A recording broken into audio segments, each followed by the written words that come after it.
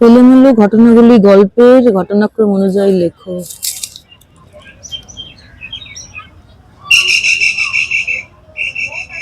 এতদিন অকেজো থেকেও তার শিল্পী মন তেতো হয়ে যায়নি। বই, রবীন্দ্রনাথ ঠাকুর, প্রথম দৃশ্য। অনেক বই রয়েছে, বই পড়া, বইয়ের পাতা।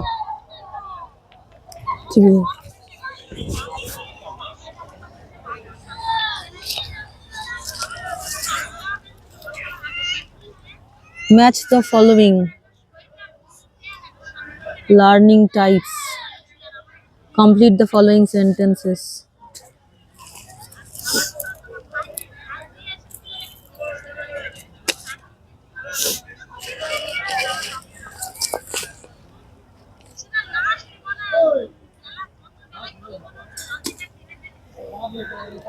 ভর্তি বই রয়েছে এখানে, পুড়ে গেছে সেই বইগুলো চারিদিকে, ভর্তি বই রয়েছে। সন্ধ্যাবাতি দিয়ে কবর লাগিয়ে দিয়ে তালা মেরে দিয়ে চলে গেছে। হ্যাঁ, তারপরে সবারে লেগে গেছে গ্যাস সিলিন্ডারে ভাত খাওয়া আরম্ভ করে একটা কোনো জিনিস বার করতে পারেনি। আমাদের এই ঘর কিচ্ছু না, এই পড়ে আছে চার দিন। ইনসাইড অফ এর ক্যামেরা আনন্দপুর নোনাডাঙ্গা মাতঙ্গিনী কলোনিতে পৌঁছেছিল। তাও বলা যেতে পারে যে আগুন লাগার দুদিন পরে। তার কারণ হচ্ছে যে সেখানকার মানুষগুলো এরপর ঠিক কেমন আছে। তাদের ঘরগুলো পুড়ে যাওয়ার পরে তাদের সমস্ত গৃহস্থলীর জিনিসপত্র থেকে শুরু করে, যেমন তারা জানিয়েছেন, তাদের ডকুমেন্টস থেকে শুরু করে তাদের যাবতীয় প্রয়োজনীয় জিনিস পুড়ে যাওয়ার পরে তারা ঠিক কি অবস্থায় আছে। একমাত্র সেই কৌতূহল থেকেই ইনসাইড অফ এর ক্যামেরা পৌঁছে গিয়েছিল আনন্দপুর নোনাডাঙ্গার সেই মাতঙ্গিনী কলোনির মানুষগুলির কাছে। আসুন আমরা দেখে নিই। আপনারা দেখছেন ইনসাইড অফ, আর আমি নবনীতা।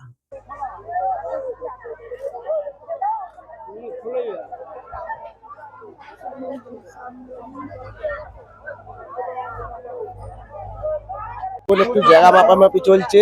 হ্যাঁ, সবার জায়গা নিয়ে একটু ঝামেলা চলছিল, এখন সব মাপামাপি চলছে। আচ্ছা, মাপামাপি কারা করছে? মাপামাপি আমাদের ছেলেরাই করছে। ঠিক আছে, ওখান থেকে বলে দিয়ে গেছে মাপামাপি করার জন্য। মানে কারা বলেছে? মানে আপনাদের যে কাউন্সিলর? আমাদের কাউন্সিলর। ঠিক আছে, যে যার যেরকম মাপ আছে সেই মাপেতেই করবে। ঠিক আছে, হতে তো একটু সময় লাগবে। একটু সময় তো লাগবেই, না লাগলে তো কি করবে। এখন সব জায়গা নিয়ে একটু ঝামেলা ফামেলা হচ্ছিল। কত লোক হবে? 60টা মতো ঘর আছে, পুড়ে গেছে। হ্যাঁ, লোক তো 400-500 লোক আছে এখানে। হ্যাঁ, সব পুড়ে মতো ছাই হয়ে গেল। কিভাবে আগুন লেগেছে আমরা বুঝতে পারছি না। হ্যাঁ, যার ঘরে আগুন লেগেছে কেউ বলছে সিলিন্ডার বাস্ট করেছে, আরেকজন বলে ইলেকট্রিসিটি। না, তাহলে পুরো সিলিন্ডার বাস্ট করেনি। কিভাবে আগুন লেগেছে আমরা নিজেরাই বুঝতে পারছি না। ওই দুটো ঘরে লোক ছিল না, সেই ঘর থেকে মধ্যখান থেকে আগুনটা লেগেছে। এখান থেকে তো বলছে ঘর করে দেবে, সবকিছু দিয়ে দেবে বলছে, কিন্তু সময় লাগবে। সময় লাগবে। ফায়ার ব্রিগেড লেট করে আসলো, তার মধ্যে মানে শেষ হয়ে এসেছে। হ্যাঁ, মানে যতক্ষণে ফায়ার ব্রিগেড এসেছে ততক্ষণে পুড়ে গেছে পুরো, শেষের পথে। আচ্ছা, এই সামনে কোনো ঘরেই বাঁচাতে পারেনি, সব ঘরেই শেষ। আচ্ছা, তাহলে আপনারা এখন আছেন কোথায়? এখন আছি এখানে কমিটি হল আছে একটা। আচ্ছা, কমিটি হলে আপাতত আশ্রয় হারিয়ে এই মানুষগুলির জায়গা হচ্ছে স্থানীয় একটি কমিউনিটি সেন্টারে। ইনসাইড অফ এর ক্যামেরা সেখানেও পৌঁছে গিয়েছিল, চেষ্টা করেছিল সেই মানুষগুলোর সঙ্গে কথা বলতে, একবার তাদের ছবিটা, আশ্রয়হীন সেই মানুষদের ছবিটা কমিউনিটি সেন্টারে তার ঠিক কেমন আছে সেটা দেখাতে। আর যাওয়ার পথে সেই মানুষগুলির সঙ্গে কিছু কথাও হয়, তাদের নিজেদের অনুভূতি থেকে শুরু করে তাদের হারিয়ে যাওয়া ছাদ, ডকুমেন্টস, এগুলো নিয়েও কিছু কথা হয় চলার পথে। আসুন আমরা সেটাও শুনি, তারা কি জানাচ্ছেন, কি বলছেন, কি অনুভূতি তারা ব্যক্ত করছেন।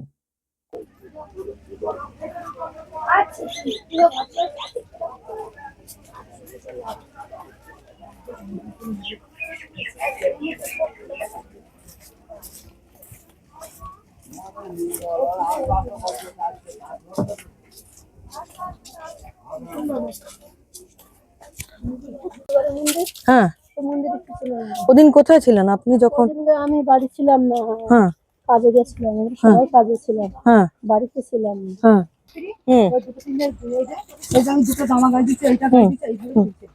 হুম সবকিছু শেষ হয়ে গেছে, আর কি নেবো, আর কিছু নেবার নেই, কোনো মুখ দিয়ে ভাষা নেই। হুম এটা তো আসছে না বারবার, এটা আমার মন আরো বেশি কষ্ট হচ্ছে। হুম অনেক কষ্ট করে করেছি তো। ঠিক তো, নিশ্চয়ই নিশ্চয়ই। আমার ওই ছেলেদের জ্ঞান যখন ছোট ছিল, হুম স্বামীদের, আমাদের গরিব মানুষের স্বামীদের ভালো হয় না, হুম সেটা আমরা বুঝি। কেন বলো তো? হুম গরিব মানুষের স্বামীরা ভালো হয় না। হুম স্বামীরা ভালো হলে বউদের বাবুর বাড়ি কাজ করতে হতো না। হুম হুম এই জন্য এত কষ্ট করে তিল তিল করে করেছি তো, হুম ওই জন্য আমাদের বুকে লাগছে। কেন বাবুর বাড়ি কাজ করে করে নিয়েছি, একটা একটা করে করেছি, তার মধ্যে লোন তুলে তুলে বানাইছি। হুম সব কোনো শখ একবারে পূরণ করা যায় না, আস্তে আস্তে মানুষ করে পূরণ করেছে। হুম সেই জিনিসগুলো যদি চলে যায়, হুম আর বুকের ভিতরে কতটা কষ্ট হয়, যার যার সেই জানে। হুম আমার যদি ওই ছোট ঘরটাই আমার কাছে মনে হয় স্বর্গ। আমার যে ছোট ভাঙা ঘরটা ছিল টিন দিয়ে বানানো, সে ঘরটা আমার কাছে স্বর্গ। আমি মনে করছি যে কখন ওই ঘরটা যদি চলে যেতে পারতাম, শান্তি পেতাম। হুম মানে এখানে আর ভালো লাগছে না আমার। ওই ঘরটা সারাদিন নিরাপদ কাজ করে এসেও নিজের ঘরে নিজের মতন শুয়ে থাকলাম, কেউ ডিস্টার্ব করলো না। আর এখানে আমি 10 জনের সাথে থাকছি, কে কথা বলছে, কার কত ঝামেলা, কেন এখন আমাদের এখন থাকতে হবে, হুম কিছু করার নেই। আমার তো এখন সেই উপায় নেই উপায় আপনাদের। নেই। সেই ঘরটা তো নেই যে সেখানে গিয়ে আমি নিরাপদ জায়গায় থাকবো। ভাঙা ঘর হলেও তো নিরাপদ জায়গা ছিল। হুম বুঝতে কেউ আমার পেরেছি। কেউ কিছু করার বলার নেই, করার নেই। আমাদের মাথা ব্যথার মতন জায়গা নেই যে আমরা কোনো জায়গায় যে একটু আশ্রয় নিয়ে থাকবো। ওনারা যা করছে আছে আমাদের এখানেই জন্য, আছে। দিদি দাদারা যাই করছে আমাদের জন্য, এটা মনে করছে আমাদের কাছে অনেক পাম না, অনেক যা পাম দিয়েছে একটা পরোন্নতি কিছু দিয়ে দিয়েছে। আমাদের যাই করছে, যথেষ্ট করছে, মানে আমাদের 3 বেলা যে 3 মুঠো খাবার দিচ্ছে এই সময়, এটাও আমাদের কাছে অনেক পাম না। তাহলে এই সময় মানুষের খাবার ঘুম আমাদের সেটা একটা বড় পাওনা না? একদম একদম, পাও না তো। এটাও তো বড় তিন পাওনা। বেলা আমাদের জন্য খাবার দিচ্ছে, এটা বলবো না, ওনারা যা করছে আমাদের অনেক বেলায় পেট সাহায্য ভরে করছে। খেতে দিচ্ছে, দুপুরবেলা দিচ্ছে, আমরা মনে করছি যে দাদারা দিদিরা ধারাই করুক, আমাদের পার্টির ছেলেরা হোক আর পার্টির দাদা হোক, যে কোনো ওনারা করছে আমাদের জন্য অনেক ভালোর জন্যই করছে। তাহলে এখন আপনাদের দরকার হচ্ছে একটু ঘর, নিজের ডকুমেন্টস ফিরে পেলে আর কিছু চাই না, ওটাই তো আমাদের ডকুমেন্টস এর জন্য আপাতত আপনাদের সব নাম তালিকা সব নিয়ে নিয়েছে। নিয়েছে। এখন ওনারা কি করবে, আমার আমার ভোটার কাগজপত্র, মানে আমি হেরিং এ যাবো বলে সেসব কাগজপত্র ছিল হুম আমাদের, আমার ছেলে, আমার মানে আমাদের 4 জনের নামে LIC করা ছিল। হুম ভবিষ্যতে আমাদের বুড়ো বয়সে আমরা তো টাকা পয়সা চাকরি বাকরি করি না যে পেনশন পাবো খাবো, হুম আমরা LIC করে এলাম, 4 জনের নামে 4টে LIC করে এলাম, সেই LIC এর কাগজপত্র চলে গেছে। কিছু নেই। আমি মাসে 300 টাকা করে একটা LIC, সবার নামে 300 টাকা করে একটা LIC করে এলাম। বড় ছেলের, আমার স্বামীর, আমার, যে ভবিষ্যতের ওই টাকাটা থাকলে আমরা LIC টাকাটা তাও পেলে বুড়ো বয়সে খেতে পারবো। কিন্তু আমাদের তো পেনশন নেই, চাকরি বাকরি করছি, আমরা করছি না, আমাদের বাবুর বাড়ি কাজ করছি। হুম তো ওইটা থাকলে আমাদের ভালো হতো, খেতে পারবো, সবাই চায়।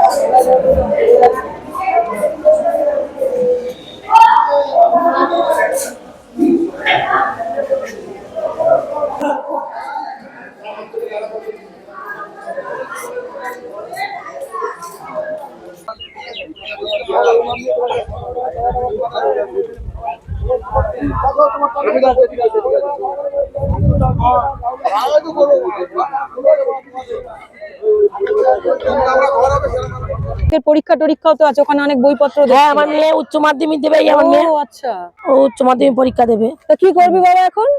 বলেছি তো রেজিস্ট্রেশন কার্ড দেবে। আর বইপত্র কি করবি? এই জানুয়ারি মাস পড়েছে মানে বাচ্চাদের সব নতুন বই খাতা সব এই বছর হ্যাঁ, মানে কিন্তু ওর তো একদম ভাইটাল ব্যাপার যে একদম পরীক্ষা সামনে, তা বইপত্র পাবি তো?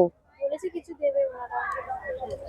আপনারা শুনলেন, এই লড়াই তাদের চলবে সামনে।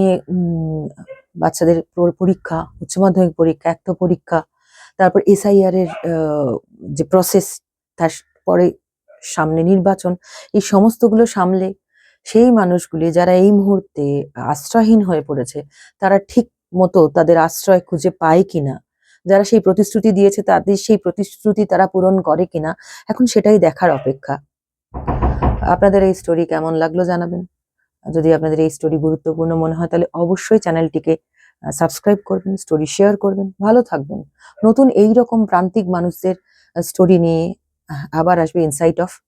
ভালো থাকবেন। আমি নবনীতা, দেখা হবে আবার নতুন কোনো স্টোরি নিয়ে। জোহার।